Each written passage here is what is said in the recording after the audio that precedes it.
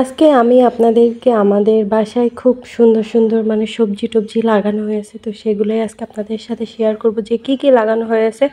আরও যেহেতু অনেকদিন পর আসছি তো আমিও এই ফার্স্ট টাইম দেখব আর আপনাদেরকেও দেখাবো। তো প্রথমে বাসার সামনে ঢুকেই হচ্ছে দেখলাম যে উস্তে গাছ লাগানো হয়েছে এক সাইড করে।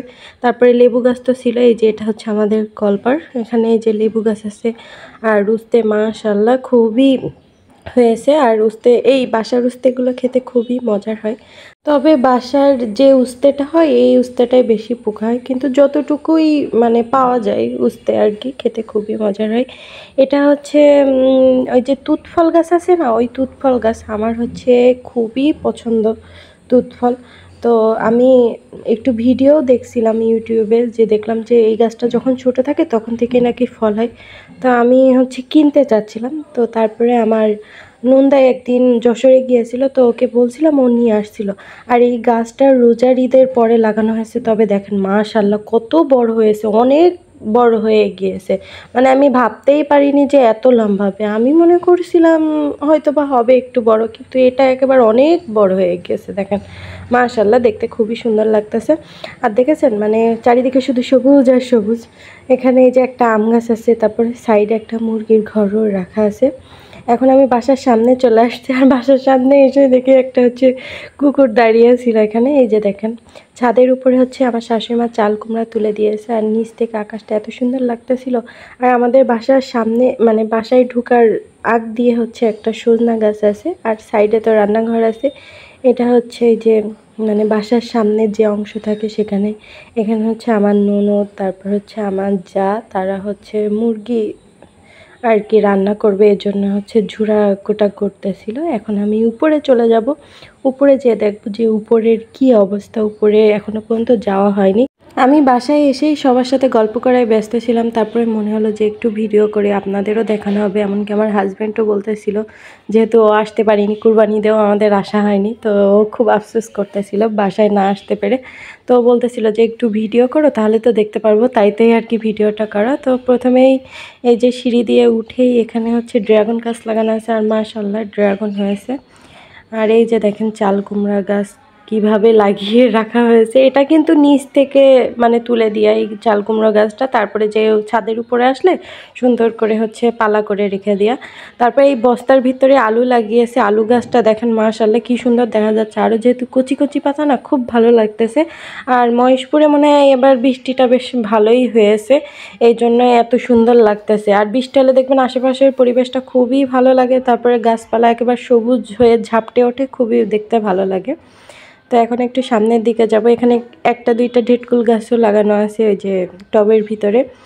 আর এখানে দেখেন চাল কুমড়া মাশাআল্লাহ নিচেও দুইটা আছে, উপরেও হয়েছে। এই জালি জালি চাল কুমড়া মহেশপুরে এসেই আমার ফার্স্ট খাওয়া। আমি যখন সাতক্ষীরায় ছিলাম কোনো সময় চাল কুমড়া খাওয়া হয়নি, এখানে এসে ফার্স্ট খাওয়া। এমনকি রান্না করেও খাই ইলিশ মাছ দিয়ে, খেতে খুবই মজার হয়। তারপরে এই যে মুরগির ঘর, আমাদের সেই চীনা পরিচিত মুরগির ঘর, আপনারা তো এর আগেও দেখেছেন ভিডিওতে। দেখেন কত চাল কুমড়ো গাছ, দেখেন মাশাআল্লাহ কত একেবারে সবুজ সবুজ লাগতেছে, পুরো ছাদটাই সবুজ সবুজ লাগতেছে, দেখতে খুব ভালো লাগতেছে। তারপরে এই সাইডে যে ড্রাগন গাছটা লাগানো ছিল, আগে ফুল হয়েছে তবে ফল হয়নি, মানে ড্রাগন ফল হয়নি। এবার মাশাআল্লাহ যেমন ফুল হয়েছে তেমন ড্রাগন ফল হয়েছে, দেখেন কত হয়েছে মাশাআল্লাহ। সবাই দেখে কিন্তু অবশ্যই মাশাআল্লাহ বলবেন। এখনও মনে হয় পাকেনি, পাকলে খাওয়া যেত, জানি না যাওয়ার আগ দিয়ে হচ্ছে পাকবে কিনা। পাকলে অবশ্যই নিয়ে যাবো আমার হাজব্যান্ডের জন্য, আমিও খাবো। এই যে দেখেন আমাদের সেই মোরগ, বড় মোরগ। আর এখানে হচ্ছে সিম গাছ লাগানো আছে, এই সিম গাছটা হচ্ছে নিচ থেকে তুলে দেওয়া।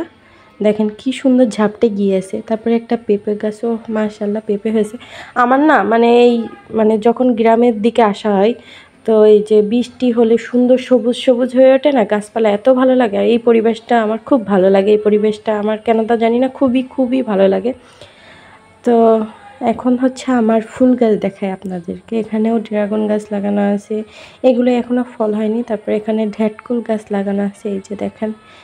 আর এই আমার সেই ফুল গাছ। তারপরে এখানে একটা ঝাল গাছও লাগানো আছে, ঝালও হয়েছে মাশাআল্লাহ। এটাকে নয়নতারা ফুল বলে, এই যে সাদা সাদা যেগুলো। আমাদের ওইদিকে হচ্ছে পয়সা ফুল বলে, আমরা পয়সা ফুল নামেই চিনি। এখন হচ্ছে আমার জবা ফুল গাছটা আপনাদেরকে দেখাই।